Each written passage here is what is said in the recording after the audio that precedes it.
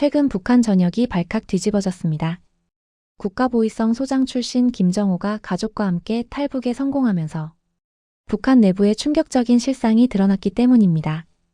별 2개를 단 고위 장성이었던 그가 모든 것을 버리고 목숨을 걸고 탈북을 감행한 이유는 무엇이었을까요? 친구가 끌려간 정치범 수용소에서 목격한 참혹한 광경, 김정은 일가의 사치스러운 생활, 그리고 후계자로 지목된 김주애의 철없는 모습까지. 오늘은 북한 최고 권력층에서 일했던 김정호의 증언을 통해 북한의 민낯을 낱낱이 파헤쳐 보겠습니다. 북한에서 별 2개를 단다는 것은 엄청난 권력을 의미합니다. 길거리를 지나가면 모든 사람이 고개를 숙일 정도의 지위였습니다. 김정호는 50대 초반의 나이에 국가보위성 소장이라는 고위직에 올랐습니다. 평양의 고층 아파트 저층에서 아내와 2 자녀와 함께 살았고, 북한에서는 상상할 수 없는 호화로운 삶을 누렸죠. 북한에서 고층 아파트의 저층은 김정은 측근이 아니고서는 절대 살 수 없는 곳입니다. 엘리베이터가 없거나 있어도 전기가 자주 끊겨서 계단으로 다녀야 하기 때문에 저층이 선호되거든요. 김정호의 삶은 겉으로 보기에 북한에서 가장 부러움을 살 만한 삶이었습니다. 하지만 그 화려한 겉모습 뒤에는 매일 마주해야 하는 어두운 진실이 숨겨져 있었습니다. 김정호에게는 30년 넘게 우정을 이어온 절친한 친구가 있었습니다. 조선인민군 중장이었던 이상훈이었죠. 둘은 평양 군사학교 동기로 만나 서로의 집에 물건이 어디에 있는지 다 알 정도로 가까운 사이였습니다. 서로의 승진을 축하하고 가족 모임도 자주 가졌던 사이였죠. 그런데 어느 날 이상훈이 김정호에게 충격적인 고백을 했습니다. 자신이 몰래 외국 방송을 듣고 있다는 것이었습니다. 김정호는 깜짝 놀라 친구를 다그쳤습니다. 그게 얼마나 위험한 짓인지 모르냐고 말이죠. 하지만 이상훈은 우리가 믿어온 모든 것이 거짓일지도 모른다는 생각이 든다고 말했습니다.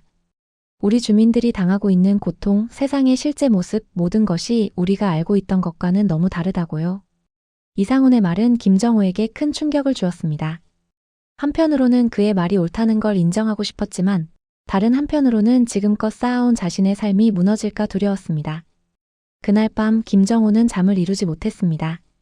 친구의 말이 머릿속에서 맴돌았고 점점 우리가 하는 일, 우리가 믿는 체제, 이 모든 것이 과연 옳은 것인가 하는 의문이 들기 시작했습니다. 국가보위성에서 일하면서 김정호는 수많은 비밀을 다뤄왔습니다. 주민들의 사생활을 감시하고 체제에 위협이 되는 사람들을 색출하는 일이 그의 임무였습니다. 그때는 그것이 조국을 위한 일이라 믿었습니다. 하지만 친구의 말을 듣고 나니 자신이 하는 일이 과연 정당한 것인지 의심이 들기 시작했습니다. 평양 거리를 걸으면서 주민들의 모습을 유심히 살펴봤습니다. 겉으로는 평화로워 보였지만 그들의 눈빛에서 불안과 공포를 읽을 수 있었습니다. 그제서야 깨달았죠. 우리는 모두 거대한 감옥에 갇혀 있다는 것을요. 이상훈과의 대화는 계속됐습니다. 그는 점점 더 대담해졌고 체제의 모순에 대해 신랄하게 비판하기 시작했습니다. 김정호는 그때마다 주변을 살피며 조심하라고 당부했습니다. 하지만 한편으로는 속으로 그의 말에 점점 더 공감하고 있었습니다. 그렇게 갈등하는 나날이 이어졌습니다. 겉으로는 변함없는 충직한 장성의 모습을 보였지만 속으로는 점점 더 큰 회의감에 빠져들고 있었습니다. 권력의 정점에 있었지만 마음속으로는 점점 더 깊은 고뇌에 빠져들고 있었죠. 그러던 어느 날 최악의 상황이 벌어졌습니다. 이상훈이 체포되었다는 소식이 전해진 것입니다. 이상훈의 아내로부터 전화가 왔을 때 김정호의 심장은 멎는 것 같았습니다. 그는 곧바로 사무실로 달려가 정보를 수집하기 시작했습니다. 하지만 돌아오는 대답은 모두 같았습니다. 당이 지시입니다. 더 이상 캐묻지 마십시오. 이상훈의 체포 소식은 순식간에 퍼졌고 고위 장성들 사이에서 술렁거림이 일어났습니다. 이제는 누구도 안전하지 않다는 공포가 퍼져나가기 시작했습니다. 김정호 역시 두려웠습니다.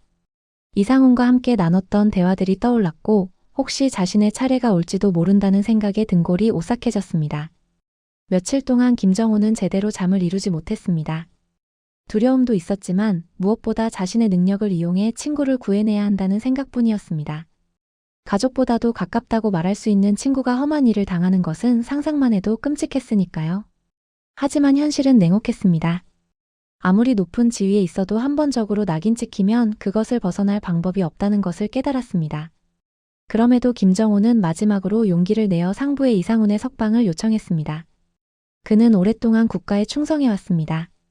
분명 오해가 있을 거라고 말했죠. 하지만 돌아온 대답은 차가웠습니다. 김정호 소장, 자네도 조심하는 게 좋겠어. 가까운 사이인 것은 알지만 친구의 일에 이 이상 더 깊이 관여했다간 의심을 살 수 있으니 말이야. 그 말을 듣는 순간 김정호의 몸에 식은땀이 흘렀습니다. 이것이 바로 우리가 살아가는 세상의 진면목이었습니다. 언제든 버려질 수 있고 배신당할 수 있는 세상이었습니다. 결국 김정호는 집에 돌아와 아내에게 모든 것을 털어놨습니다. 여보, 이제껏 우리가 믿어온 모든 것이 거짓일지도 몰라. 아내는 놀란 눈으로 그를 바라보며 주변을 돌아봤습니다. 집안인데도 불구하고 조심스러워하는 모습이었죠. 날이 갈수록 상황은 악화됐습니다. 이상훈뿐만 아니라 그의 가족들도 잡혀갔다는 소식이 들려왔습니다. 심지어 아이들까지요. 이상훈의 아이들은 김정호의 아들 민석이와 친한 친구였습니다. 대체 그들에게 무슨 죄가 있다고 그러는 걸까요? 김정호의 가슴은 찢어지는 것 같았습니다. 어느 날 밤 김정호는 몰래 이상훈의 집을 찾아갔습니다. 집안은 이미 어질러진 채로 텅 비어 있었습니다. 바닥에는 가족 사진이 떨어져 있었고 그 사진을 들어 올리는데 김정호는 눈물이 왈칵 쏟아졌습니다. 이것이 정말 우리가 꿈꿔왔던 세상인가? 이것을 위해 우리가 그토록 열심히 일해온 것인가? 그러면서 함께 30년 동안 당에 충성을 바치며 미친 듯이 일해왔던 자신과 이상훈의 모습이 떠올랐습니다. 그 순간 김정호는 결심했습니다. 어떻게든 이상훈을 구해내겠다고, 그리고 이 잘못된 체제의 진실을 밝혀야 한다고요. 하지만 어떻게 해야 할까요? 자신의 힘으로 할 수 있는 것이 무엇이 있을까요? 며칠 동안 고민하다가 한 가지 생각이 떠올랐습니다. 자신의 지위를 이용해 이상훈이 있는 수용소를 직접 방문해보는 것이었습니다. 위험한 시도였지만 이것밖에 방법이 없었습니다. 김정호는 곧바로 준비를 시작했습니다. 수용소 방문 허가를 받기 위해 온갖 방법을 동원했고 다행히 허가가 떨어졌습니다. 하지만 그때는 몰랐습니다. 자신이 목격하게 될 광경이 얼마나 충격적일지, 그리고 그것이 자신의 인생을 어떻게 바꿔놓을지 말입니다. 수용소로 향하는 차 안에서 김정호의 마음은 복잡했습니다. 한편으로는 이상훈을 만날 수 있다는 기대감, 다른 한편으로는 알 수 없는 두려움이 엄습해왔습니다. 이것이 과연 옳은 선택일까 하는 의문이 계속 들었지만 이미 돌이킬 수는 없었습니다. 차가 수용소에 도착했을 때 김정호는 깊은 숨을 내쉬었습니다. 수용소 정문 앞에 서자 온몸에 소름이 돋았습니다. 녹슨 철조망 위로 까마귀들이 불길한 울음소리를 내며 날아다녔고 회색빛 콘크리트 벽은 마치 거대한 무덤 같았습니다. 국가보위성 소속 김정호 소장이다. 시설 점검차 왔네. 김정호는 목소리가 떨리는 것을 감추려 애쓰며 근엄하게 말했습니다. 괜히 경비병들의 날카로운 눈초리가 자신을 꿰뚫어보는 것만 같은 기분이 들었습니다. 그때 한 간부가 다가왔습니다. 기다리고 있었습니다, 소장님. 안으로 모시겠습니다. 그제서야 김정호는 안도의 한숨을 내쉴 수 있었습니다. 고지어 무거운 철문이 삐걱거리며 열렸습니다.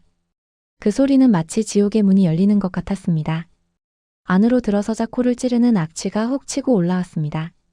썩은 음식물 냄새, 하수구 냄새, 그리고 무엇보다 절망의 냄새였습니다.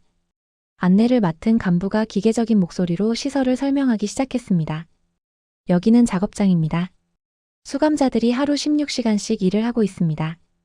그것도 적은 것 같지만요. 16시간이 적다고? 김정호는 창문으로 보이는 광경에 자신의 눈을 의심했습니다. 뼈와 가죽만 남은 사람들이 채찍 아래 신음하며 일하고 있었습니다. 그들의 눈에서는 이미 생기라고는 찾아볼 수 없었습니다. 그 사이에 혹시나 이상훈과 가족들이 있지는 않을까 김정호는 바쁘게 눈을 굴려보았지만 찾을 수 없었습니다. 그 다음으로는 복도를 지나며 양옆에 독방을 봤습니다. 좁은 창살 사이로 보이는 얼굴들, 한때는 사람이었을 텐데 지금 그들의 모습은 그저 숨쉬는 시체 같았습니다. 눈이 마주칠 때마다 가슴이 조여왔습니다. 저들 중 몇이나 이곳을 살아서 나갈 수 있을까? 아마 한 명도 없을 것이라는 생각이 들었습니다. 그때였습니다. 특별구역으로 안내하겠습니다. 간부의 말에 고개를 끄덕였지만 왠지 모를 불안감이 엄습해왔습니다. 엘리베이터를 타고 지하로 내려갔습니다. 내려갈수록 온도가 뚝뚝 떨어지는 게 느껴졌습니다. 마치 지옥의 심연으로 떨어지는 것 같았습니다. 특별구역의 첫 방 문이 열리자 귀를 찢는 듯한 비명소리가 들려왔습니다. 저희의 첨단 세뇌 기술입니다. 안내원의 태연한 설명과는 달리 김정호의 심장은 미친 듯이 뛰고 있었습니다. 의자에 묶인 남자의 눈은 공포로 가득 차 있었습니다. 24시간 동안 특수 제작된 영상과 음성을 반복해서 들려주는 것이었습니다. 그의 정신이 붕괴되어 가는 과정을 직접 목격하고 있었던 것입니다. 다음 방에서는 정기 고문이 한창이었습니다. 그 모습을 보고 김정호는 자신의 두 눈을 의심할 수밖에 없었습니다. 고문을 당하고 있는 자는 자신도 본 적이 있었던 전직 장성급 간부였습니다. 그의 몸이 경련하며 뒤틀리는 모습에 김정호는 눈을 감았습니다. 심장이 멎기 직전까지 고통을 줬다가 다시 살려내는 거죠. 재숙도 모르고 안내원은 자랑하듯 신나서 이야기를 하기 시작했습니다. 구토감을 억누르며 표정 관리를 하느라 진땀이 났습니다. 그 다음 방은 오랜 시간이 지난 지금도 그때 생각하면 눈물이 날 것 같습니다. 어린아이들이 갇혀 있었습니다. 앙상한 팔다리, 공포에 질린 눈동자. 저들은 반역자의 자식들입니다. 부모의 죄를 대신 받는 거죠. 그 말을 듣는 순간 김정호의 영혼 일부가 죽어버린 것 같았습니다. 자신의 집에서 함께 밥을 먹고 웃던 이상훈의 아이들도 저렇게 지내고 있을 거라는 생각을 하니 손이 떨렸습니다. 그 다음은 재교육실이라 불리는 곳에서 약물 주입과 심리 조작이 한창인 곳으로 안내했습니다. 여기서는 고위 인사들의 정신을 재구성합니다. 희미한 의식 속에서 고통스러워하는 그들을 보며 김정호는 이곳이 인간성을 완전히 말살하는 곳이란 것을 깨달았습니다. 그리고 그때였습니다. 한 수감자와 눈이 마주쳤습니다. 심장이 멎는 줄 알았습니다. 바로 이상훈이었습니다. 한때 늠름했던 모습은 온데간데 없고 앙상한 뼈만 남은 채 초라해진 모습이었습니다. 김정호는 그의 눈에서 절망과 후회 그리고 작은 희망의 불빛을 읽었습니다.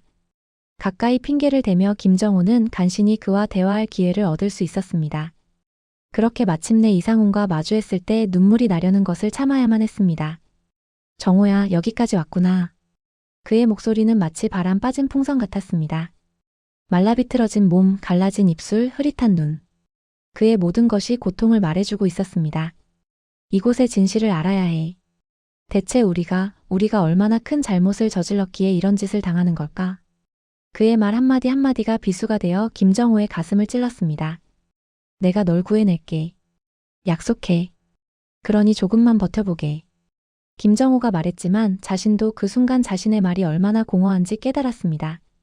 이상훈도 그것을 느낀 듯 했습니다. 이내 고개를 저으며 김정호에게 이야기했습니다. 이미 늦었어. 하지만 내가 이 진실을 세상에 알려줘. 제발 이 지옥을 끝내줘. 수용소를 나오는 동안 김정호의 발걸음은 천근만근이었습니다. 귀에는 수감자들의 비명이, 코끝에는 절망의 냄새가, 눈앞에는 이상훈의 초라한 모습이 아른거렸습니다. 차에 올라타자마자 구토를 했습니다. 온몸이 떨리고 식은땀이 흘렸습니다. 집으로 가는 길, 창밖의 평양거리가 전혀 다르게 보였습니다. 화려한 건물들 뒤에 숨겨진 어둠, 행복해 보이는 사람들, 눈 속의 공포.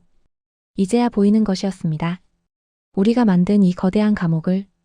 그날 밤 김정호는 아내에게 모든 것을 털어놨습니다. 처음에 아내도 믿으려 하지 않았습니다. 하지만 김정호의 눈물 어린 고백을 듣고 아내도 울음을 터뜨렸습니다. 여보, 우리가 어떻게 해야 하죠? 아내의 떨리는 목소리에 김정호의 마음도 찢어지는 것 같았습니다. 우리는 탈북해야 해요. 이건 우리 가족을 위해서뿐만 아니라 모든 북한 주민들을 위해서예요. 이상훈을 위해서라도 이 진실을 알려야만 해요. 김정호의 목소리에 확신이 담겼습니다. 두렵지 않다면 거짓말이겠지만 이제 돌이킬 수 없다는 것을 알았습니다. 그런데 그때 더 큰 위기가 찾아왔습니다. 퇴근 후 집에 돌아왔는데 아내의 표정이 심상치 않았습니다. 여보, 무슨 일 있어요? 김정호가 다급히 물었습니다. 민석이가 큰일 날 뻔했어요. 무슨 일이 있었던 거예요? 김정호의 목소리가 떨렸습니다. 오늘 학교에서 민석이가 수업 중에 체제에 대해 의문을 제기했어요. 선생님이 민석이를 불러 심하게 꾸짖었고 국가안전보위부에 보고하겠다고 협박했어요. 그 순간 온몸에 전율이 흘렀습니다. 민석이 자신의 아들이 위험한 말을 꺼냈다는 것입니다. 알고 보니 김정호와 아내의 이야기를 엿들은 민석이가 잡혀간 이상훈의 아들이자 자신의 친구인 금아가 그런 짓을 당하고 있다는 것을 알게 된 후 분노를 참지 못하고 학교에서 위험한 발언을 하고 만 것이었습니다. 그 이야기를 들으니 더 이상 지체할 시간이 없었습니다. 김정호는 즉시 행동에 나섰습니다. 자신의 인맥을 총동원해 학교 선생님에게 연락했고 온갖 구실을 대며 이 일이 더 큰 문제로 번지지 않도록 설득했습니다. 다행히 선생님은 김정호의 지위를 의식했는지 일단은 이 일을 묻어주기로 했습니다. 하지만 그것조차 안전하다고 할 수는 없었습니다. 김정호는 민석이의 방으로 가서 아이를 꼭 안아주었습니다. 민석아, 괜찮아. 아빠가 다 해결할 거야. 하지만 앞으로는 조심해야 해. 내 생각을 함부로 말하면 안 된다. 알겠지? 민석은 눈물을 글썽이며 고개를 끄덕였습니다. 아빠, 저 정말 죄송해요. 하지만 선생님이 하는 말이 너무 거짓말 같아서. 그만은 잘못한 게 없는데 자꾸 반역자라고 하잖아요. 죄송해요. 김정호의 가슴이 아팠습니다. 진실을 알게 된 아이가 겪어야 할 고통을 직접 목격하는 순간이었습니다. 또한 자신의 아들이 그 수용소로 끌려갈 수도 있다는 생각을 하니 몸서리가 쳐졌습니다. 상상만으로도 벌써 가슴이 찢어지는 것만 같았습니다. 이 사건은 김정호의 탈북 결심을 더욱 굳건하게 만들었습니다. 이제 이것은 단순히 진실을 알리는 문제가 아니었습니다. 자신의 아들의 안전 그리고 우리 가족의 미래가 달린 문제였습니다. 그날 밤 김정호는 가족들을 다시 불러 모아 지금의 급박한 상황을 설명했습니다. 이제 탈북은 더 이상 미룰 수 없는 일이 되었습니다. 아내는 눈물을 흘리면서도 강인한 모습을 보여줬습니다. 아들이 위험에 처했기 때문에 더욱더 정신을 차리려는 모습을 보이는 것 같았습니다. 여보, 우리 어서 이곳을 떠나요. 그렇게 김정호 가족의 탈북 계획은 더욱 시급해졌습니다. 동시에 그들의 의지 또한 그 어느 때보다 강해졌습니다. 이것은 단순히 자신의 가족만을 위한 것이 아니었습니다. 민석이처럼 진실을 알게 되어 위험에 처한 모든 이들을 위한 것이었습니다. 매일 밤 잠들기 전 김정호는 아이들의 얼굴을 보며 중얼거렸습니다. 조금만 기다려. 아빠가 반드시 우리 가족 모두 자유로운 곳으로 데려갈게. 그 약속을 지키기 위해 그들은 더욱 치밀하게 탈북을 준비해 나갔습니다. 이제는 정말 더 이상 지체할 시간이 없었습니다. 매일 밤 김정호는 아내와 함께 은밀히 준비를 진행했습니다. 탈북 루트를 확인하고 필요한 물품들을 조금씩 모았습니다. 국경지대의 경비 상황, 뇌물을 줘야 할 대상, 강을 건너는 방법 등 모든 것을 꼼꼼히 계획했습니다. 가장 큰 고민은 아이들이었습니다. 민석이는 이미 진실을 알고 있었지만 어린 막내에게 어떻게 설명해야 할지 막막했습니다. 우리가 여행을 떠나는 거라고 말해줄까요? 아내가 조심스레 제안했습니다. 가슴이 아팠지만 김정호 또한 그것이 최선이라는 데 동의했습니다. 준비 과정에서 가장 힘들었던 것은 마음의 준비였습니다. 태어나서 자란 곳, 익숙한 모든 것을 버리고 떠난다는 것은 결코 쉬운 일이 아니었습니다. 하지만 매일 아침 제복을 입으며 느끼는 죄책감, 민석이의 두려움에 찬 눈빛을 볼 때마다 그들의 결심은 더욱 굳건해졌습니다. 드디어 탈북하기로 한 날이 다가왔습니다. 그날 아침 김정호는 평소와 다름없이 출근했습니다. 하지만 이번은 달랐습니다. 사무실에 들어서며 마지막으로 주변을 둘러봤습니다. 동료들의 얼굴, 익숙한 풍경. 모든 것에 작별을 고하는 기분이었습니다. 퇴근 시간, 집으로 향하는 발걸음이 그 어느 때보다 무거웠습니다. 집에 도착하자 아내와 아이들이 긴장한 표정으로 김정호를 기다리고 있었습니다. 다들 준비됐어? 김정호의 목소리가 떨렸습니다. 아내가 고개를 끄덕였고 아이들은 여행 가방을 들고 있었습니다. 밤이 깊어지기를 기다렸다가 그들은 조용히 집을 나섰습니다. 평양의 밤거리를 걸으며 이것이 마지막이 될 거라는 생각에 가슴이 아프기도 했지만 뒤를 돌아볼 순 없었습니다. 우리의 미래, 그리고 자유를 향해 가기로 이미 정했으니까요. 국경으로 향하는 여정은 긴장의 연속이었습니다. 검문소를 지날 때마다 가슴이 쿵쾅거렸습니다. 김정호의 신분증과 약간의 뇌물로 무사히 통과할 수 있었습니다. 하지만 진짜 시험은 이제부터였습니다. 두만강에 도착했을 때 달빛이 어둠을 가르고 있었습니다. 저기가 중국이야. 김정호가 손가락으로 가리켰습니다. 아이들의 눈에 두려움이 서려 있었습니다. 괜찮아, 우리 함께니까. 아내가 아이들을 안아주었습니다. 서로의 몸에 밧줄을 꽉 묶어내고 막내를 등에 업으며 강을 건너는 순간 모든 것이 슬로우 모션처럼 느껴졌습니다. 차가운 물살, 아이들의 떨리는 숨소리, 멀리서 들리는 게 짖는 소리. 모든 감각이 극대화된 채로 그들은 숨을 죽이며 필사적으로 헤엄쳤습니다. 그리고 드디어 중국 땅을 밟는 순간 눈물이 왈칵 쏟아졌습니다. 그들은 서로를 껴안고 흐느꼈습니다. 자유의 첫 발걸음을 내디딘 것입니다. 하지만 이것이 끝이 아니란 것을 알았습니다. 아직 갈 길이 멀었습니다. 중국에서의 도피 생활은 끔찍했습니다. 매 순간이 공포의 연속이었습니다.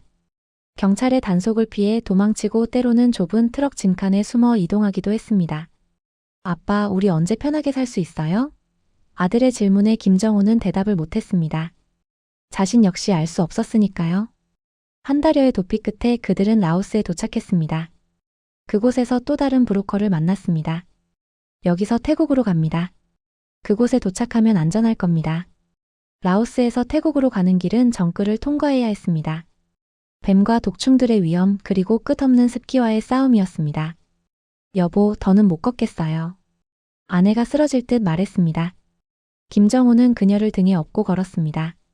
아들의 손을 잡은 채로 조금만 더 힘을 내. 우리는 반드시 살아남을 거야.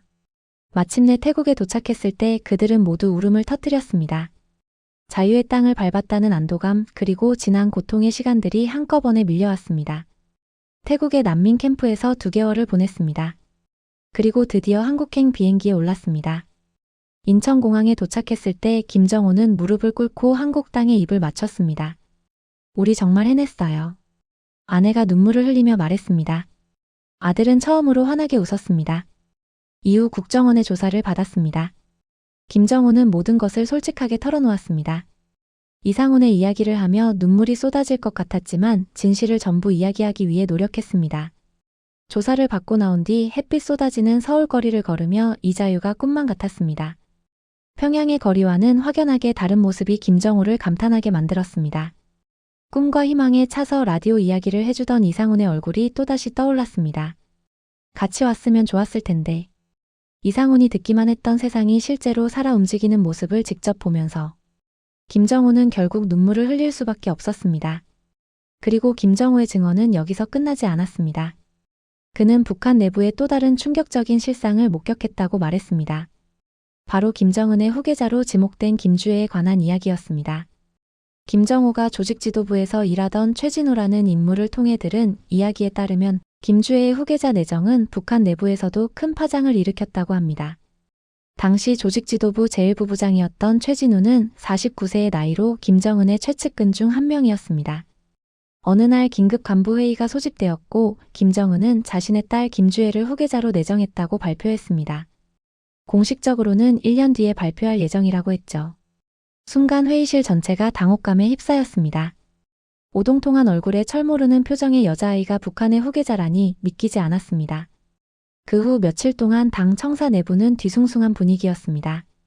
겉으로는 누구도 불만을 표현하지 못했지만 복도 구석이나 화장실에서는 작은 목소리로 불평이 오갔습니다. 들었소? 저 철부지 애가 우리의 후계자라니. 이 말이 되는 겁니까? 쉿, 조심하시오. 그래도 난 이해가 안 가네. 김여정 동지가 있는데 왜 하필 저 애를. 어떤 이들은 더 대담했습니다. 얼굴부터 어떻게 우리를 대표한다 말이여. 게다가 여자아이라니. 해외에서 우릴 어떻게 보겠어. 그러던 어느 날 김여정이 김정은을 매우 성난 얼굴로 찾아가는 모습이 목격되었습니다. 오빠, 이건 잘못됐어요.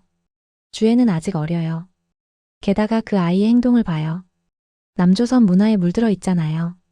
이런 아이를 후계자로 세우면 우리나라가 어떻게 될지 생각해 보셨나요? 김정은의 목소리도 들렸습니다. 여정아, 네가 무슨 말을 하는 거야. 주애는 내 딸이야. 오빠, 제발 이성적으로 생각해봐요. 주애 대신 다른 사람을 고려해 볼 수는 없나요? 예를 들어 저라든가. 순간 김정은의 목소리가 더욱 높아졌습니다. 뭐, 네가 후계자가 되고 싶다고? 여정아, 네가 정신이 나갔구나. 그 후 어떤 일이 일어났는지 모르지만 뭔가 퍽퍽하는 소리가 들렸습니다. 사람을 때리는 것 같았죠. 그리고 김여정의 울먹이는 목소리가 들렸습니다. 오빠, 내가 잘못했어요. 용서해주세요. 며칠 후 당 간부회의가 열렸습니다. 김정은은 김여정을 향해 날카로운 시선을 던졌습니다. 김여정 부부장, 자네가 우리 주애에 대해 뭔가 할 말이 있다고? 김여정의 얼굴이 굳어졌지만 그녀는 당당하게 대답했습니다. 네, 위원장 동지. 제 생각을 말씀드렸습니다. 주애 동지가 아직 경험이 부족하고 국가 운영에 대한 이해가 부족하다고 봅니다.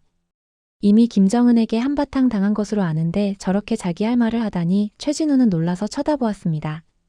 김여정의 대답에 웃고 있던 김정은의 표정이 험악해졌습니다. 자네가 감히 내 결정을 의심해? 존경하는 위원장님, 저는 단지 우리나라의 미래를 걱정할 뿐입니다. 존귀하신 자제분이 아직. 김정은이 말을 자르며 김주애를 불렀습니다. 주애야, 이리 와봐. 내 고모가 널 어떻게 생각하는지 들어보렴. 김주애가 건방진 표정으로 들어왔습니다. 김주애의 모습은 북한의 전통적인 옷차림과는 거리가 멀었습니다. 몸에 딱 달라붙는 검은색 상의에 짧은 치마를 입고 있었고 머리는 고데기로 굵은 웨이브를 만들어 늘어뜨렸습니다. 손톱에는 반짝거리는 매니큐어가 선명하게 발라져 있었습니다. 뭐야, 또 고모가 나 욕했어? 그녀가 입술을 삐죽거리며 말했습니다. 김정은은 잠시 당황한 기색을 보였지만 이내 무시하는 듯한 표정을 지었습니다. 김여정의 얼굴은 굳어졌고 방 안의 다른 간부들은 놀란 듯 김주애를 바라보고 있었습니다. 김여정은 한숨을 쉬며 말했습니다. 고모는 내가 아직 배울 게 많다고 생각해. 존귀한 혈통을 타고난 만큼 우리의 전통을 존중하고 인민들을 사랑하는 마음을 가져야. 아, 진짜 짜증나. 고모는 왜 맨날 이래? 김주애가 눈을 굴리며 말을 잘랐습니다. 잘났어. 난 이미 다 알아. 내가 물려받아서 잘하면 되잖아. 우리나라 내가 알아서 할게. 걱정 붙들어매. 김정은은 껄껄 웃으며 말했습니다. 하, 다들 들었나? 우리 주애가 얼마나 당찬가? 이게 바로 새 시대의 목소리야. 이게 요즘 젊은 애들이라고. 김여정은 믿을 수 없다는 듯 고개를 저었습니다. 하지만 위원장님, 이건. 됐어, 너 그만하라고. 김정은이 손을 저었습니다. 주애의 생각이 맞아. 우리는 변해야 해. 주애가 그 변화를 이끌 거야. 아직 어리니 잘 배우면 되지. 김주애는 득의양양한 표정으로 김여정을 노려봤습니다. 들었지 고모? 아빠가 나를 인정하셨어. 고모는 이제 내 말 들어야 해. 김여정은 입술을 깨물며 말했습니다. 위원장님이 제 우려를 무시하시는 것 같아 안타깝습니다. 하지만 저는 계속해서 제 생각을 말씀드릴 것입니다. 그것이 제 의무라고 생각합니다. 김정은은 짜증난 표정으로 손을 휘저었습니다. 알았어, 알았어. 하고 싶은 말 하든가. 하지만 결정은 내가 한다. 알겠나? 회의가 끝나고 김주애가 나가면서 김여정에게 작게 속삭였습니다. 고모 조심해. 다음에 또 이러면 가만 안 둘 거야. 김여정은 한숨을 내쉬며 복잡한 표정으로 그들을 바라봤습니다. 그 자리에 함께 있던 간부들은 한마디도 입을 떼지 못하고 눈알만 굴리다가 회의를 끝냈습니다.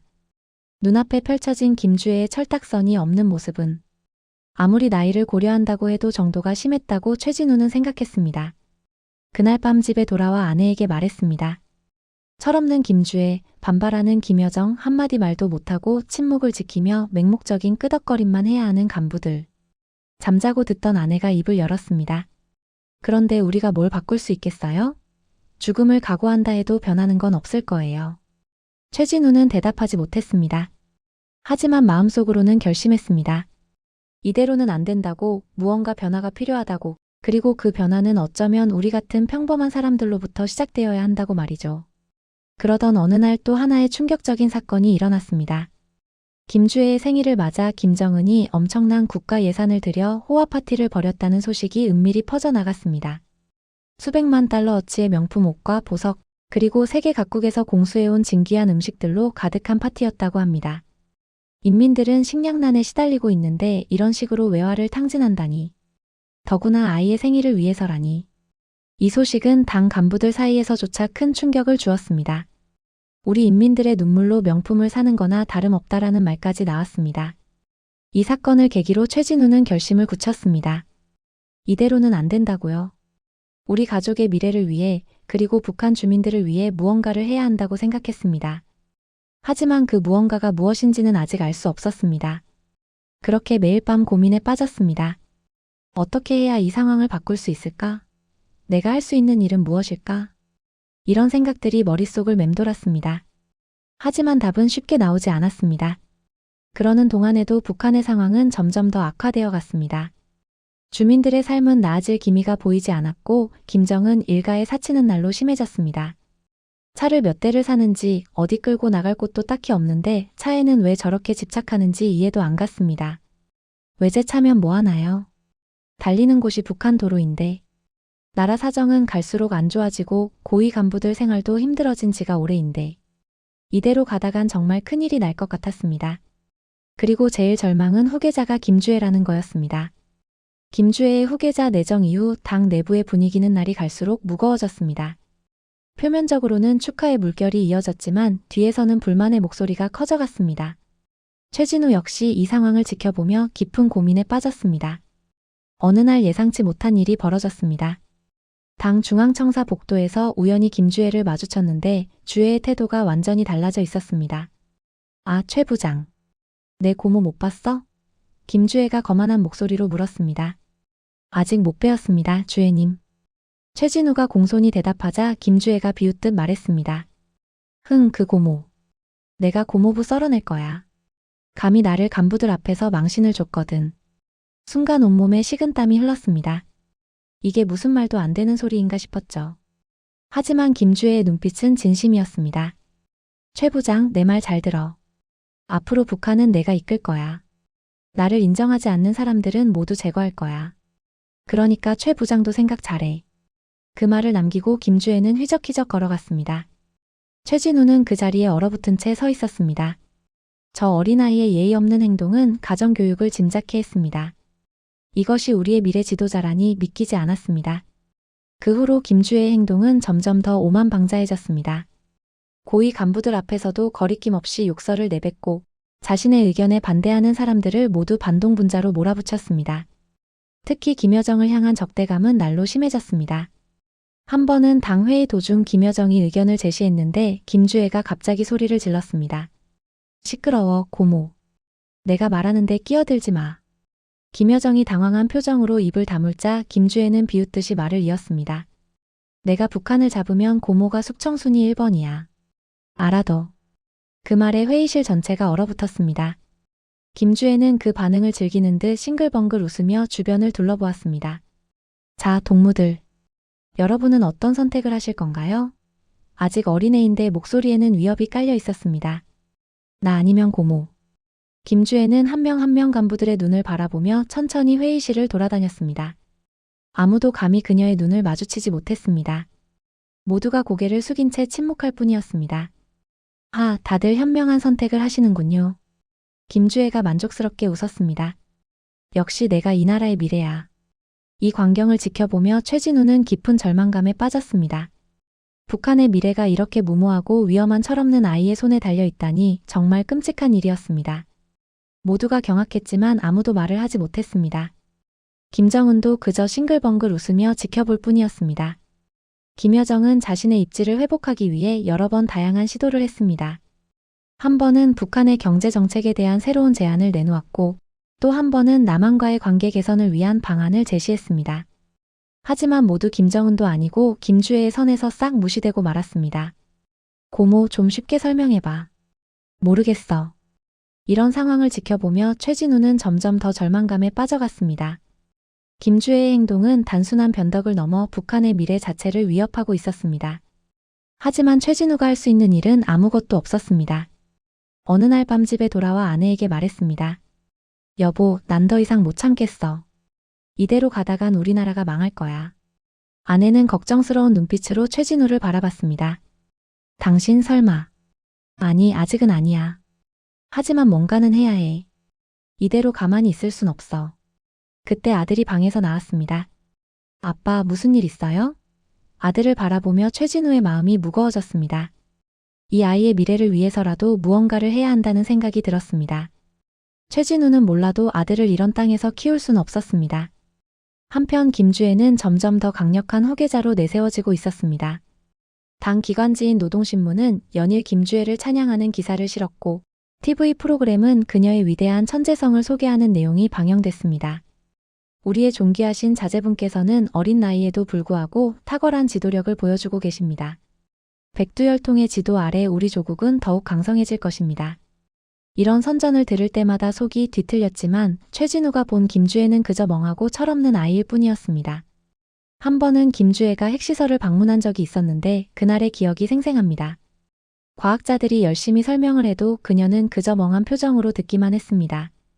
가끔 고개를 끄덕이기는 했지만 그 눈빛은 완전히 텅 비어 있었습니다. 그날 저녁 뉴스에서는 어린 나이임에도 불구하고 존귀하신 자제분께서는 핵 기술에 대해 놀라운 이해를 보여주셨다고 떠들어댔습니다. 하지만 실제로 그날 김주혜는 아무것도 알아듣지 못했습니다. 돌아오는 차 안에서 이런데 왜 오게 한 거야? 따분해 죽는 줄 알았네라며 하품만 연신했다는 이야기가 간부들 안에서 파다했습니다. 더 충격적인 것은 가장 기본적인 것들도 제대로 이해하지 못한다는 것이었습니다. 한 번은 경제 보고서를 설명하는 자리였는데 김주혜는 가장 간단한 그래프도 읽지 못했습니다. 이게 뭐예요? 왜 선이 올라갔다 내려갔다 해요? 라고 물어보는 걸 듣고 최진우는 그만 실소를 참을 수 없었습니다. 이런 모습을 보면서 북한의 미래가 정말 걱정됐습니다. 이런 사람이 나라를 이끌게 된다니 생각만 해도 아찔했습니다. 그러던 어느 날 북한 정권 수립 기념일을 맞아 대규모 국가 행사가 열렸는데 김주혜가 참석을 했습니다. 배가 나와서 코트가 터질 듯한 모습을 보며 살이라도 빼야 인민들의 반감을 안 살 텐데 저 배며 볼때기 어쩌면 좋나 하며 최진우는 씁쓸하게 웃고 있었습니다. 행사장 주석단에는 김정은과 함께 김주혜가 앉아 있었습니다. 웬일로 좀 차분하게 있나 했는데 얼마 지나지 않아 금방 행동에 미숙함이 드러났습니다. 그 태도는 행사의 엄숙함과는 거리가 멀었습니다. 아이고 지금 저게 무슨 태도지. 한 동료가 최진우에게 속삭였습니다. 저렇게 국가 행사에서. 김주혜는 지루한 듯 하품을 하고 심지어 김정은의 볼을 손가락으로 찌르기도 했습니다. 그러더니 김정은의 귀에 대고 뭔가를 속삭이며 킥킥거리고 웃었습니다. 김정은은 그저 미소 지을 뿐이었지만 주변의 고위 간부들은 고개를 절레절레 저었습니다. 저 모습을 보면 우리의 미래가 어떨지. 동료의 한숨 섞인 목소리가 들렸습니다. 최진우도 동의할 수밖에 없었습니다. 하지만 우리는 그저 불평할 수밖에 없었습니다. 아무것도 바꿀 수 없었으니까요. 행사가 끝나고 돌아가는 자리 김주혜는 하품을 크게 하며 걸어가더군요. 간부들이 있는 자리에서 챙겨야 하는 체면조차 없는 모습이었습니다. 군중들은 여전히 밖에서 열광적으로 환호하고 있었지만 김주혜 주변의 고위 간부들 표정은 굳어져 있었습니다. 최진우는 그저 공포를 느꼈습니다. 이대로 가다간 정말 큰일이 날 것 같았습니다. 이 일을 겪고 나서 최진우는 더욱 확신했습니다. 이 체제 아래에서는 북한의 미래가 없다고요. 김주혜는 능력도 자질도 없는데 단지 김정은의 딸이라는 이유만으로 모든 권력을 받게 될 것입니다. 그리고 그 결과는 북한의 파멸일 것이 분명했습니다. 회의감과 불안감, 절망감에 휩싸여 있던 최진우는 결국 결단을 내렸습니다. 우유부단했던 그에게 결론을 내려준 것은 아이러니하게도 김주혜였습니다. 어느 날 우연히 리설주와 김주혜의 사적인 대화를 엿듣게 되었거든요. 그들의 대화 내용은 충격적이었습니다. 엄마, 나 이번에 새 옷 좀 하고 싶은데. 디올에서 신상 나왔대. 김주혜가 말했습니다. 그래, 얼마나 필요하니? 리설주가 물었습니다. 한 3,000달러 정도? 절약이라는 사치야. 순간 최진우는 귀를 의심했습니다. 3,000달러라는 것은 북한 주민 모두가 주머니를 털어도 안 될 돈일 텐데요. 알았어. 내일 준비해 줄게. 리설주는 아무렇지 않게 대답했습니다. 충격에 휩싸여 걸어가고 있는데 건물 밖에서 대기하고 있던 경호원들이 아주 작게 뭔가를 불평하고 있더군요. 그들은 김정은의 숨겨진 아들들에 대해 이야기하고 있었습니다. 야, 근데 저 어린애를 내세우는 것도 참 그렇긴 한데 장군님 속도 속이 아니겠지. 한 경호원이 말했습니다. 다른 경호원이 대답했습니다. 어쩔 수 없지. 큰아드님이 지적장애야. 아, 하나라도 멀쩡한 게 어디야. 그래, 적어도 사지 육신과 정신은 멀쩡하니까. 그런데 참 근데 큰아드님은 영호전이 없는 건가? 말도 제대로 못하고. 그게 좋아지겠어? 간단한 지시도 이해를 못해. 어제는 화장실 가는 것도 도와줘야 했다니까. 그래 뭐 비교하자면 그나마 딸이 뭐 그래도 낫지. 비교 대상이 이렇게 되니 그 딸도 괜찮아 보이냐. 그때 누군가 오는 소리에 그들은 급히 대화를 멈췄습니다. 최진우는 충격에 빠진 채 그 자리를 떠났습니다. 김정은의 숨겨진 아들에 대한 이야기, 그리고 김주혜에 대한 그들의 평가. 이 모든 것이 북한의 어두운 실상을 보여주는 것 같았습니다. 게다가 최진우는 김정은의 아들이 지적 장애가 있다는 사실은 몰랐거든요. 나중에 알고 보니 김정은 집을 들락날락하는 사람들은 공공연히 알고 있던 일이라고 했습니다. 집에 돌아와 아내와 아들을 바라보며 최진우는 결심을 굳혔습니다. 여보, 우리 이대로 살 순 없어. 미래가 없어. 가자. 아내는 놀란 눈으로 최진우를 바라봤습니다. 여보, 당신 미쳤어요? 그건 너무 위험해요. 알아. 하지만 이대로 살다간 우리 아들의 미래도 없어. 우리가 해야 할 일이야. 우리는 밤새 이야기를 나눴습니다. 탈북의 위험성, 실패했을 때의 결과, 성공하더라도 겪어야 할 어려움들. 모든 것을 고려했습니다. 아빠, 우리 정말 여기를 떠나는 거예요? 아들이 물었습니다. 그래, 아들아. 우리는 더 나은 세상으로 갈 거야. 최진우가 대답했습니다. 탈북을 결심하고 나니 오히려 마음이 편해졌습니다. 하지만 동시에 새로운 두려움이 생겼습니다. 과연 성공할 수 있을까? 우리는 조심스럽게 계획을 세웠습니다. 국경을 넘을 방법, 필요한 물품들, 탈북 후의 계획까지. 모든 것을 꼼꼼히 준비했습니다. 그날 밤 최진우는 오랜만에 편안히 잠들 수 있었습니다. 비록 앞으로의 길은 험난하겠지만 적어도 우리는 옳은 선택을 했다는 확신이 들었거든요. 다음 날 새벽 최진우 가족은 조용히 집을 나섰습니다. 뒤돌아보니 그동안 살아온 모든 것들이 아득히 멀어져 가는 것 같았습니다. 하지만 동시에 새로운 희망이 가슴속에서 움텄습니다. 자, 이제 가자. 우리의 새로운 삶을 향해. 그렇게 최진우 가족의 탈북 여정이 시작되었습니다. 새벽 그들은 조용히 집을 빠져나왔습니다. 아내와 아들의 손을 꼭 잡은 채 어둠 속으로 걸어 들어갔습니다. 가슴은 두근거렸고 온몸은 긴장으로 곧 터질 것만 같았습니다. 아빠, 무서워요. 아들이 작은 목소리로 말했습니다. 걱정 마, 아들아. 우리는 반드시 해낼 거야. 최진우가 대답했습니다. 그들은 미리 준비해둔 경로를 따라 국경으로 향했습니다. 매 순간이 위험의 연속이었습니다. 최진우의 지휘를 이용했기에 국경으로 가는 길은 그다지 어렵지 않았습니다. 문제는 강을 건너는 것이었습니다. 드디어 두만강에 도착했을 때 최진우는 깊은 숨을 들이쉬었습니다. 저기가 중국이야. 최진우가 손가락으로 가리켰습니다. 아이들의 눈에 두려움이 서려 있었습니다. 괜찮아, 우리 함께니까. 아내가 아이들을 안아주었습니다. 서로의 몸에 밧줄을 꽉 묶어내고 막내를 등에 업으며 강을 건너는 순간 모든 것이 슬로우 모션처럼 느껴졌습니다. 차가운 물살, 아이들의 떨리는 숨소리, 멀리서 들리는 게 짖는 소리. 모든 감각이 극대화된 채로 그들은 숨을 죽이며 필사적으로 헤엄쳤습니다. 그리고 드디어 중국 땅을 밟는 순간 눈물이 왈칵 쏟아졌습니다. 그들은 서로를 껴안고 흐느꼈습니다. 자유의 첫 발걸음을 내디딘 것입니다. 하지만 이것이 끝이 아니란 것을 알았습니다. 아직 갈 길이 멀었습니다. 중국에서의 도피 생활은 끔찍했습니다. 매 순간이 공포의 연속이었습니다.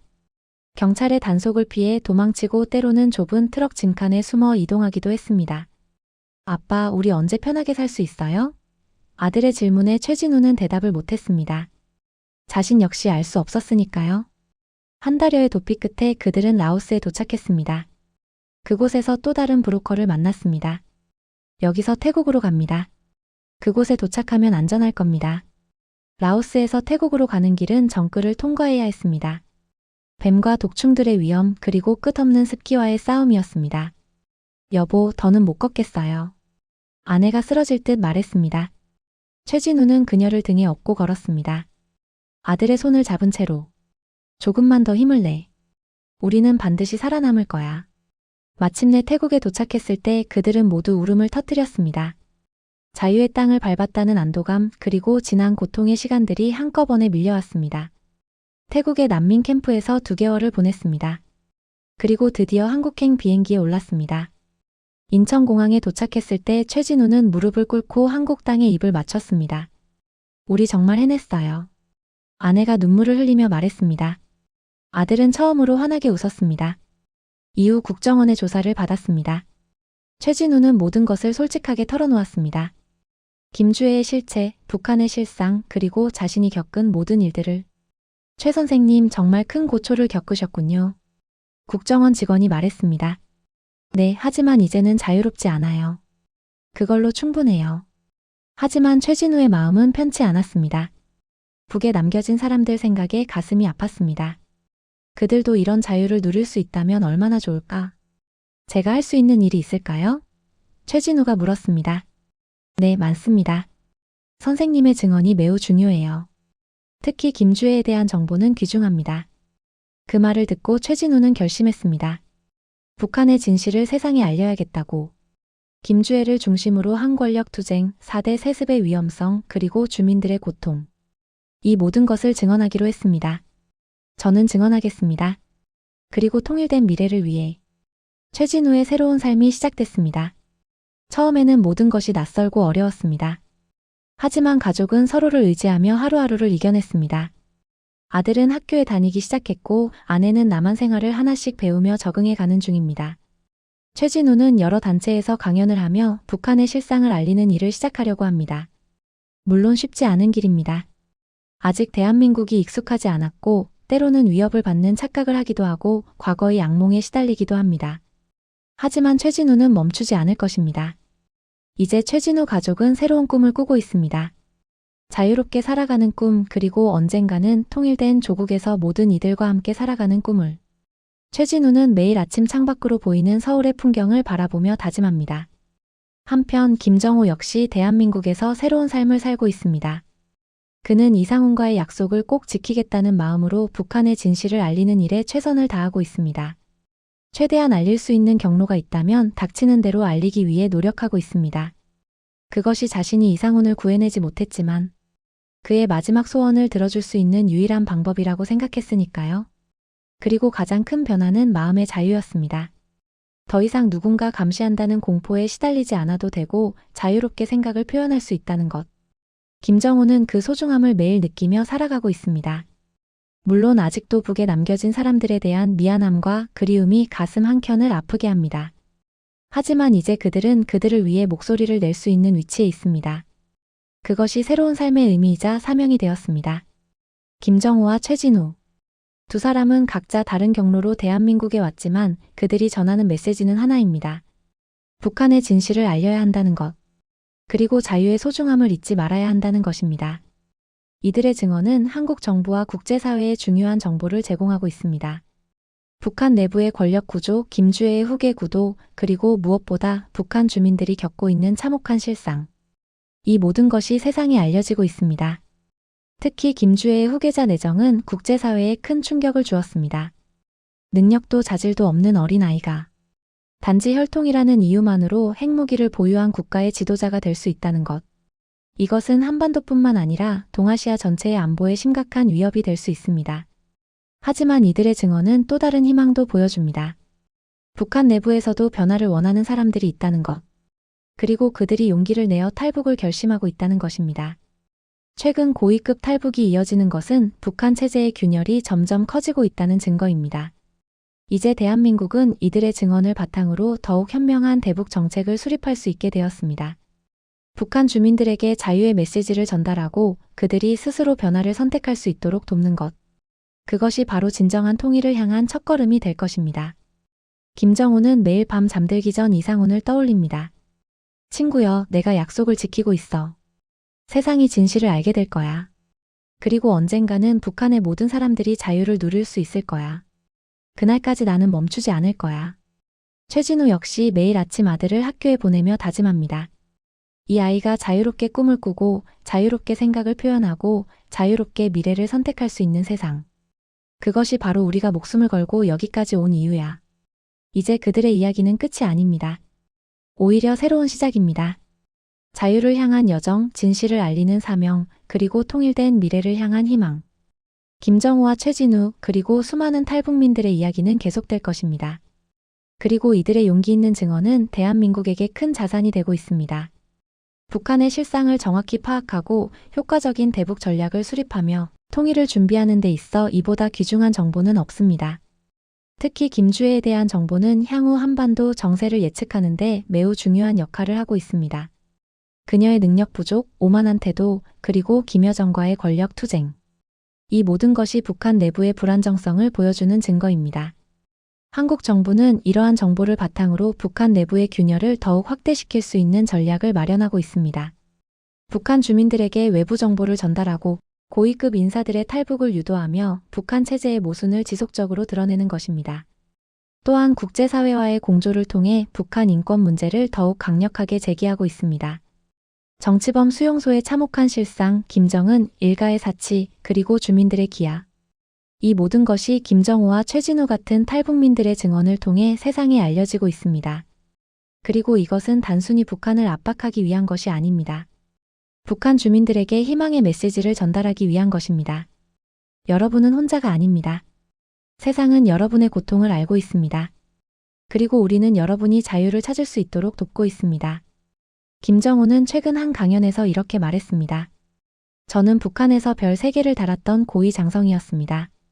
권력과 특권을 누렸고 체제에 충성했습니다. 하지만 진실을 알게 된 순간 그 모든 것이 거짓이었다는 것을 깨달았습니다. 이제 저는 여기 대한민국에서 진정한 자유를 누리고 있습니다.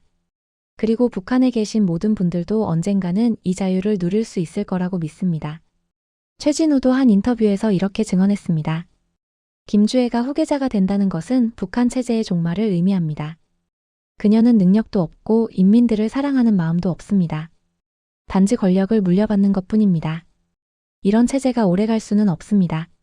북한 내부에서도 이미 많은 사람들이 이것을 알고 있습니다. 변화는 곧 올 것입니다. 그리고 실제로 변화의 조짐이 보이고 있습니다. 고위급 탈북이 증가하고 있고 북한 내부에서도 김주애에 대한 불만이 커지고 있다는 소식이 들려오고 있습니다. 김여정과의 권력 투쟁도 점점 심화되고 있다고 합니다. 한국 정부는 이러한 상황을 면밀히 주시하며 통일을 위한 준비를 착실히 진행하고 있습니다. 탈북민들의 안정적인 정착 지원, 북한 주민들에게 정보를 전달할 수 있는 채널 확대, 그리고 통일 후 북한 지역의 재건을 위한 계획 수립 등 다방면으로 노력하고 있습니다. 특히 탈북민들의 증언은 통일 교육에도 활용되고 있습니다. 대한민국 국민들이 북한의 실상을 정확히 이해하고 통일의 필요성을 깊이 인식할 수 있도록 돕고 있습니다. 김정호와 최진우의 이야기는 학교와 군부대 그리고 각종 교육기관에서 소개되며 큰 반향을 일으키고 있습니다. 또한 이들의 증언은 북한에 대한 막연한 두려움이나 편견을 없애는 데도 도움이 되고 있습니다. 북한 주민들도 우리와 같은 사람이라는 것, 그들도 자유를 갈망한다는 것, 그리고 우리가 함께 노력한다면 통일은 가능하다는 것을 보여주고 있습니다. 김정호는 요즘 하나원에서 새로 입국한 탈북민들을 위한 멘토 역할도 하고 있습니다. 자신의 경험을 바탕으로 그들이 한국 사회에 잘 적응할 수 있도록 돕고 있습니다. 처음에는 모든 것이 낯설고 두려울 겁니다. 저도 그랬으니까요. 하지만 여러분은 용기 있는 선택을 했습니다. 그리고 여기는 여러분을 환영합니다. 우리 함께 새로운 미래를 만들어 갑시다. 최진우는 북한 인권단체에서 활동하며 국제사회에 북한의 실상을 알리는 일을 하고 있습니다. 유엔 인권이사회에서 증언을 하기도 했고 여러 나라의 의회에서 북한 인권 문제에 대해 발표하기도 했습니다. 그의 증언은 국제사회가 북한 문제에 더 많은 관심을 갖도록 하는 데 큰 역할을 하고 있습니다. 그리고 무엇보다 중요한 것은 이들의 이야기가 아직 북한에 남아있는 사람들에게도 전달되고 있다는 것입니다. 라디오 방송, 전단지, 그리고 최근에는 USB 등을 통해 북한 주민들에게 외부 정보가 조금씩 전달되고 있습니다. 그리고 그 정보 속에는 김정호와 최진우 같은 탈북민들의 증언도 포함되어 있습니다. 북한 주민들은 이러한 정보를 통해 자신들이 겪고 있는 고통이 정상이 아니라는 것을 깨닫기 시작했습니다. 김정은 일가의 사치가 얼마나 심각한지, 김주애가 얼마나 무능한지, 그리고 외부 세계가 얼마나 다른지를 알게 되었습니다. 이것은 북한 체제에 큰 위협이 되고 있습니다. 정보의 유입을 막기 위해 김정은 정권은 더욱 강력한 통제와 처벌을 시행하고 있지만 정보의 흐름을 완전히 막을 수는 없습니다. 오히려 강력한 통제는 주민들의 반발을 더욱 키우고 있습니다. 김정호는 이렇게 말합니다. 제가 북한에 있을 때만 해도 외부 정보를 접한다는 것은 상상조차 할 수 없는 일이었습니다. 하지만 지금은 다릅니다. 북한 주민들도 조금씩 진실을 알아가고 있습니다. 그리고 진실을 아는 순간 체제에 대한 의문이 생기기 시작합니다. 저처럼 말이죠. 이것이 바로 변화의 시작입니다. 최진우도 동의합니다. 김주애의 후계자 내정은 오히려 북한 체제의 몰락을 앞당길 것입니다. 고위 간부들조차 그녀를 인정하지 않는데 일반 주민들이 그녀를 따르겠습니까? 김정은은 자신의 딸을 후계자로 만들기 위해 모든 것을 걸고 있지만 이것은 오히려 체제의 균열을 더욱 확대시킬 것입니다. 그리고 한국 정부는 이러한 상황을 최대한 활용하고 있습니다. 북한 내부의 불만을 증폭시키고 고위급 인사들의 탈북을 유도하며 주민들에게 희망의 메시지를 전달하는 것입니다. 동시에 통일 후를 대비한 준비도 착실히 진행하고 있습니다.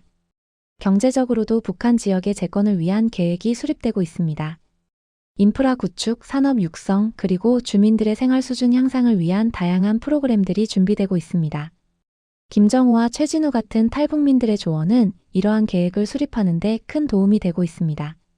사회적으로도 남북한 주민들의 통합을 위한 노력이 이루어지고 있습니다. 탈북민들의 성공적인 정착 사례는 통일 후 북한 주민들도 충분히 한국 사회에 적응할 수 있다는 것을 보여주고 있습니다. 또한 남한 주민들의 인식 개선을 위한 교육도 지속적으로 진행되고 있습니다. 정치적으로도 통일을 위한 국제적 공조가 강화되고 있습니다. 북한의 인권 문제를 제기하고 북한 정권의 불법 행위를 규탄하며 동시에 북한 주민들에게는 인도적 지원을 제공하는 것입니다. 이를 통해 북한 체제와 북한 주민을 분리하고 주민들에게 희망을 주는 것입니다.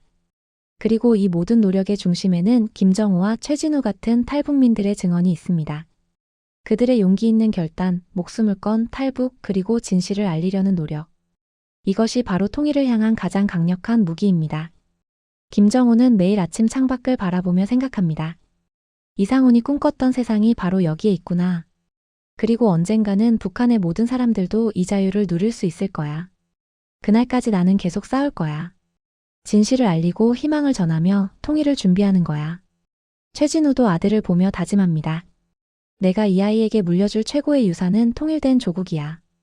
자유롭고 평화로운 모두가 행복한 나라. 그것을 위해 나는 오늘도 최선을 다할 거야. 그리고 대한민국의 모든 국민들도 함께 노력하고 있습니다. 정부, 시민단체, 그리고 일반 국민들까지. 모두가 통일을 위해 북한 주민들의 자유를 위해 각자의 자리에서 최선을 다하고 있습니다. 탈북민들의 증언은 단순히 북한의 실상을 알리는 것을 넘어 우리에게 통일의 의미를 다시 한번 생각하게 합니다. 통일은 단순히 영토의 통합이 아닙니다. 그것은 자유의 확장이고 인권의 회복이며 평화의 실현입니다. 김정우와 최진우의 이야기는 우리에게 자유의 소중함을 일깨워줍니다. 우리가 당연하게 여기는 것들, 생각의 자유, 표현의 자유, 이동의 자유.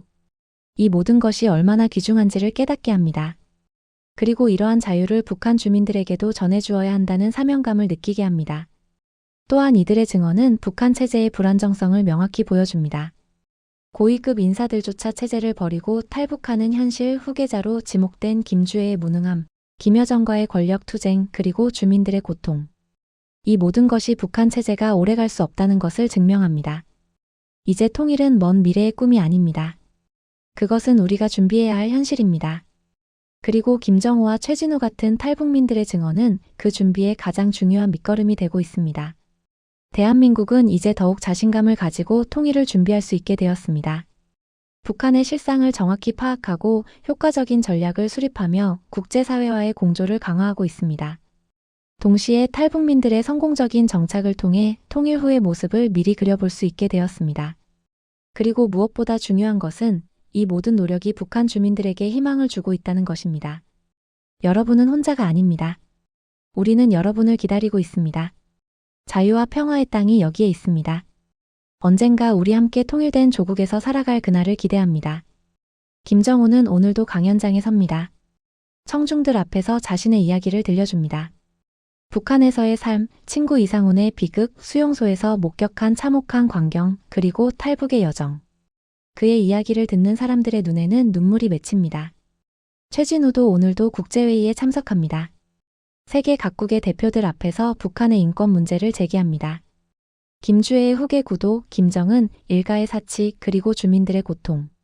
그의 증언을 듣는 사람들은 북한 문제의 심각성을 다시 한번 깨닫습니다. 그리고 이들의 노력은 결실을 맺고 있습니다. 점점 더 많은 탈북민들이 대한민국에 정착하고 있고 국제사회의 북한에 대한 압박도 강화되고 있습니다. 북한 내부에서도 변화의 조짐이 보이고 있습니다. 이제 우리는 확신할 수 있습니다. 통일은 반드시 올 것입니다. 그리고 그날이 오면 김정우와 최진우 그리고 모든 탈북민들의 용기가 그 통일을 가능하게 한 가장 중요한 요인이었다고 역사는 기록할 것입니다. 북한에서 별 3개를 달았던 장성, 조직지도부 제1부부장이었던 고위 간부. 그들은 모든 것을 버리고 자유를 선택했습니다. 그리고 그 선택은 단지 자신과 가족만을 위한 것이 아니었습니다. 그것은 북한의 모든 주민들을 위한 통일된 조국을 위한 선택이었습니다. 이제 대한민국은 그들의 용기에 보답할 차례입니다. 탈북민들이 안정적으로 정착할 수 있도록 돕고 그들의 증언을 바탕으로 효과적인 대북 정책을 수립하며 통일을 착실히 준비하는 것입니다. 그리고 언젠가 통일이 되는 그날 우리 모두 함께 자유와 평화를 누리는 것입니다. 김정우는 말합니다. 저는 북한에서 높은 직위와 호화로운 삶을 누렸지만 지금의 삶이 훨씬 더 행복합니다. 이제는 온전히 저로서 그리고 저희 가족도 각자의 성격대로 자유롭게 살아갈 수 있으니까요. 언젠가는 북에 있는 저희 동료들도 이 자유를 꼭 느낄 수 있는 날이 왔으면 좋겠습니다. 그날까지 저 또한 멈추지 않으려 합니다. 모두들 그럴 수 있도록 응원해 주시기를 바랍니다. 최진우도 덧붙입니다. 김주혜의 후계 구도는 북한 체제의 마지막 발악입니다. 곧 그 체제는 무너질 것이고 북한 주민들은 자유를 찾을 것입니다. 우리는 그날을 위해 준비해야 합니다. 그리고 그날이 오면 우리 모두 함께 새로운 역사를 써내려갈 것입니다. 그렇습니다. 김정우와 최진우의 이야기는 단순히 개인의 탈북 스토리가 아닙니다. 그것은 자유를 향한 인간의 본능적 갈망이고 독재 체제에 맞서는 용기이며 통일을 향한 대한민국의 희망입니다. 우리는 이들의 증언을 통해 북한의 어두운 실상을 알게 되었습니다. 하지만 동시에 우리는 희망도 발견했습니다. 변화는 이미 시작되었고 통일은 점점 가까워지고 있으며 자유와 평화의 시대가 반드시 올 것이라는 희망 말입니다. 이제 우리 모두가 함께 노력할 차례입니다. 정부는 효과적인 대북 정책을 수립하고 시민들은 탈북민들을 따뜻하게 맞이하며 국제사회는 북한 인권 문제에 관심을 가져야 합니다. 그리고 무엇보다 우리 모두가 통일의 의미를 깊이 새기고 그날을 위해 준비해야 합니다. 김정우와 최진우는 오늘도 그들의 자리에서 최선을 다하고 있습니다. 진실을 알리고 희망을 전하며 통일을 준비하고 있습니다. 그리고 대한민국은 그들과 함께 자유롭고 평화로운 통일 조국을 향해 한 걸음 한 걸음 나아가고 있습니다. 언젠가 그날이 오면 우리는 이렇게 말할 수 있을 것입니다. 김정우와 최진우 같은 용기 있는 탈북민들이 있었기에 통일이 가능했다고. 그들의 증언이 북한 주민들에게 희망을 주었고 대한민국이 통일을 준비할 수 있게 했다고. 그리고 그들의 용기가 자유와 평화의 시대를 앞당겼다고 말입니다.